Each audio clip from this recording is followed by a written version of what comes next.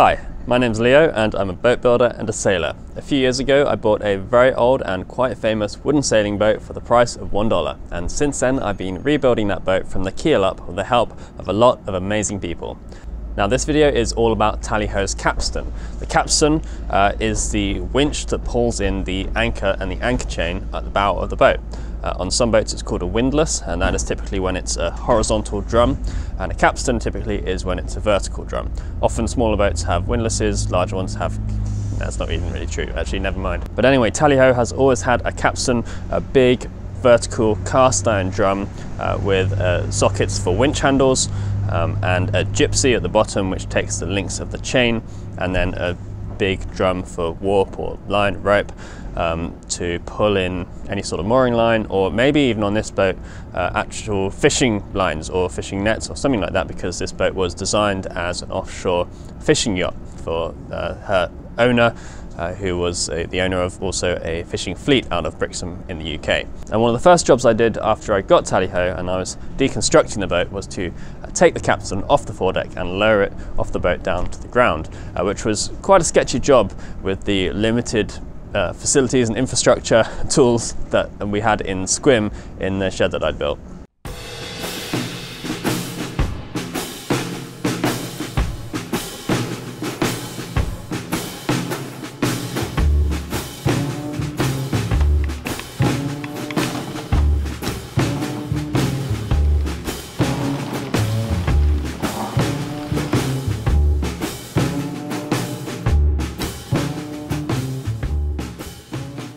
Now, ever since I've had Tally-Ho, I've always intended to rebuild or refurbish and reuse that original capstan, because it's quite an iconic piece of the boat. It's quite unusual for a yacht like that to have such a tall, sort of industrial looking capstan, and it even appears on Albert Strange's original drawings of the boat, so it's clearly always been a part of the design.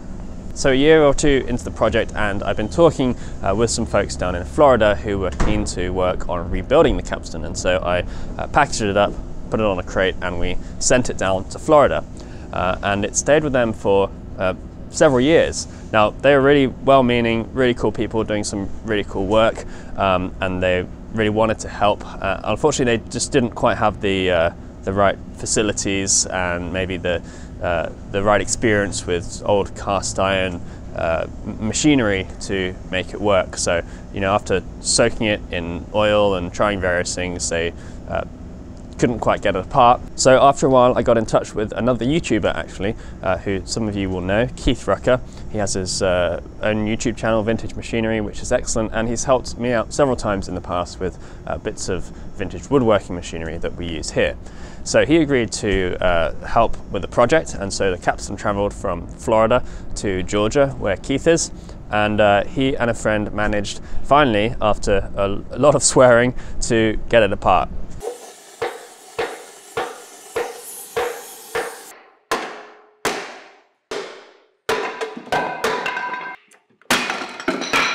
Now, Keith's got a video on that process which I recommend you watch, and I'll leave a link to it in the video description, and you'll see that taking apart did damage the piece. It broke the top piece of the capstan, which is a shame, of course, but it was so seized together, it was so difficult to take apart. I don't think there was really any other way that Keith could have got it apart. So luckily he's got a friend down there who casts iron, and so that top piece, the cap piece, is going to get remade, and the whole capstan is going to get put back together and hopefully be working again.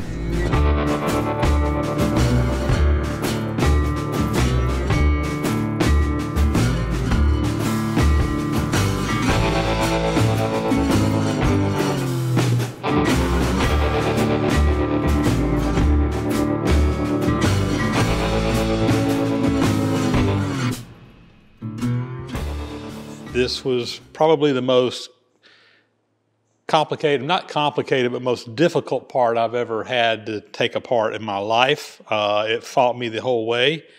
The first step of recasting that top piece was to make a pattern mimicking the shape of the old one, allowing for contraction and that sort of thing. And actually another YouTuber got involved to make the pattern, and he has also uploaded a series of videos of that process. Again, I'll link them in the video description. But here's a few clips from that process so you can see the amount of work and effort that goes into making a pattern like this.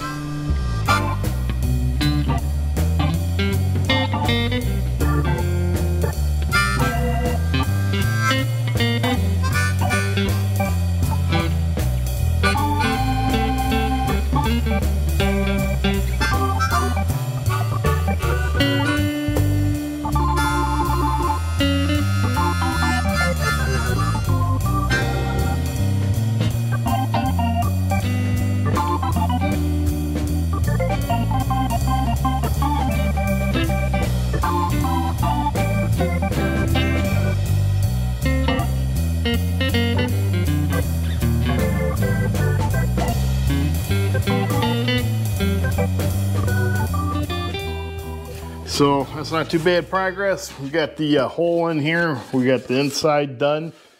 So Dave Clark did a beautiful job making the pattern for the Capstan cap, and if you do want to check out his channel, he's got much more in-depth videos about how he went through that process. Now, in a moment, I'm going to talk about the motorization of the Capstan and our plans and designs and the work that's going on with that. But first of all, I want to check in with some of the other work that's been going on the boat. There's been lots and lots of stuff going on. So right now we're going to catch up with Zeal, who has been building a small cabinet in the head.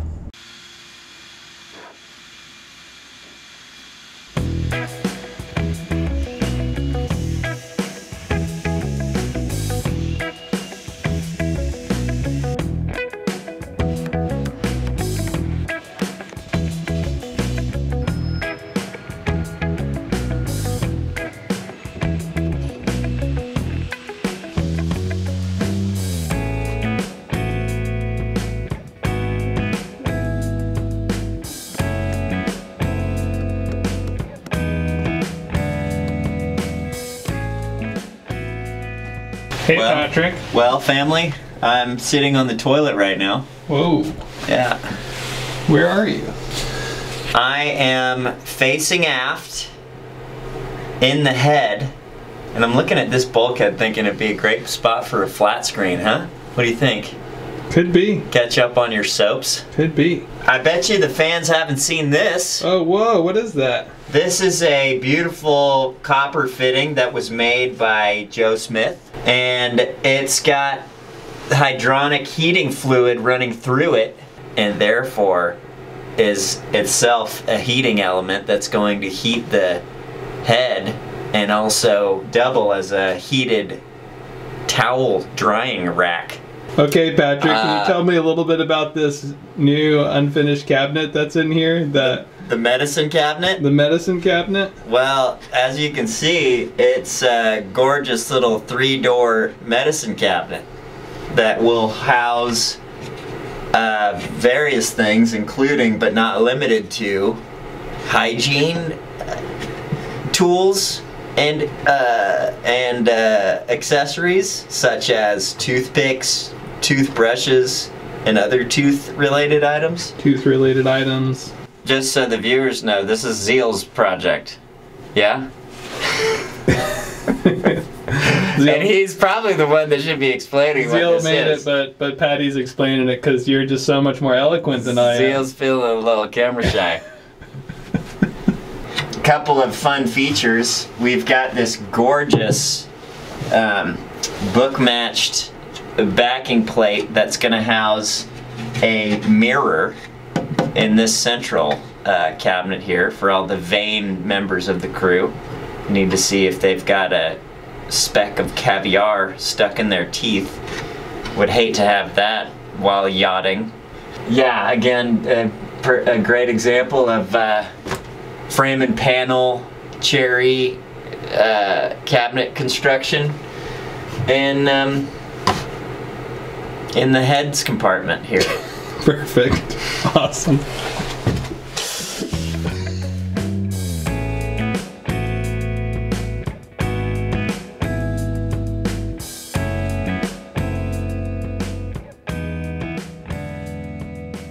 So the small cabinet in the head is looking really nice. Now it's all going to come out of the boat and be finished. That is sanded and varnished before it goes in for its final installation. And you also saw to the left of the basin there, the little copper kind of heating rack, drying rack for drying small towels on. I think I'm going to put a little rail further up so we can hang larger towels over it. And that's part of our hydronic heating system, which is a diesel fired system that pumps hot water around the boat to heat the space, as well as providing domestic hot water. And the systems team, Joe and Eric, have been working hard on that. And hopefully we're actually going to get it turned on really soon, which will be really exciting.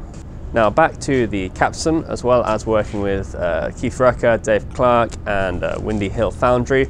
I've also been working a lot with a guy in the UK called David Webster, and his businesses are Webster's Boat Machinery and Deep Blue Engineering, and he does really beautiful work building and repairing traditional windlasses and capstans, all manner of different styles, from these kind of barrel windlasses like you see on the big pilot cutters like Pellew, to much smaller and very finely crafted bronze windlasses for smaller boats. Now Dave has been helping out for quite a while with capstan related advice, and he's also been designing the motorization of this capstan. So obviously the capstan originally was manually powered with a winch handle on one or both sides, and that's just fine. There's a lot of boats, of course, which only have manually powered capstans or winches, and they work just great like that.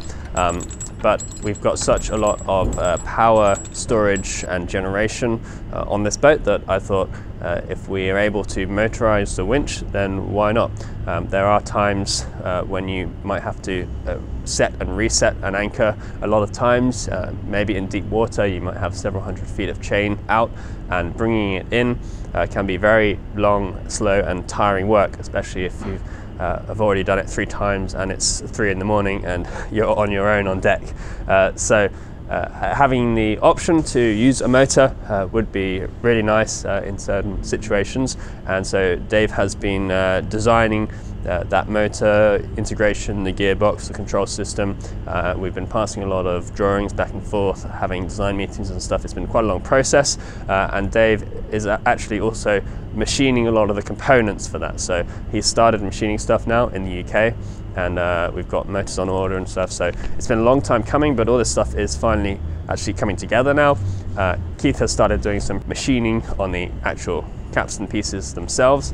It's been also sandblasted and primed, so things are actually moving forward now, and hopefully in the next couple of months it'll actually come together and come here and be installed on the foredeck of the boat again, which will be a huge moment actually. I think it'll feel really significant to have that original piece of machinery from Tally-Ho back on the deck again, and it'll join the fairly small list of original parts of the boat that have survived the rebuild, including the transom planking up there, the teak on the back of the boat, and the vast majority of the lead in the ballast keel, as well as, of course, various interior parts which were made from reclaimed teak planking from the outside of the boat, so the bunk sides, and also the saloon table, which is in progress and will be in a video very soon.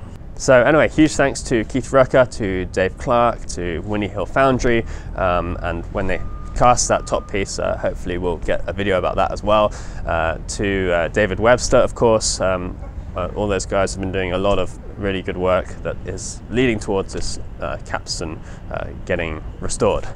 Thanks to you for watching this video, and a massive thanks to everyone who has donated or otherwise supported this project. It does make a huge difference. It means we're able to keep on doing this work, and we're able to keep on making and editing these videos. So I really appreciate it, and I'll see you next time. Cheers.